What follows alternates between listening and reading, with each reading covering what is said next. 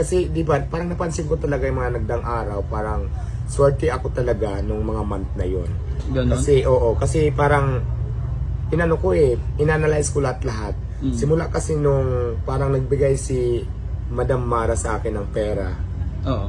ang dami nang dumating na sunod-sunod na nagbigay din. Kaya feeling ko talaga lucky charm ko si Ma'am Mara Tamundong dahil nung simula nagbigay siya, ang daming blessing sunod-sunod yung nagbigay din sa akin. Oh, napansin ko nga, meron pa mga nag-i-invite sa'yo sa iba't ibang lugar, yung Yes, probinsya. yes, mga guesting.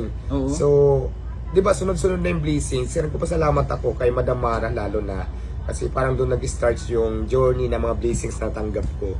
So, gusto ko lang pasalamatan ikaw, Madam Mara, kasi parang naging malaking part ka ng buhay ko. Simula nung nabigyan mo ako ng tulong, sunod-sunod na po yung tulong na natanggap ko. So, maraming salamat po, Madam Mara. More power po sa iyo and God bless po. Sa if ever ba na maimbitahan ka ulit ni Miss Mara Tamundong, possible kaya na mapupuntahan mo din siya? Yes, why not, di ba?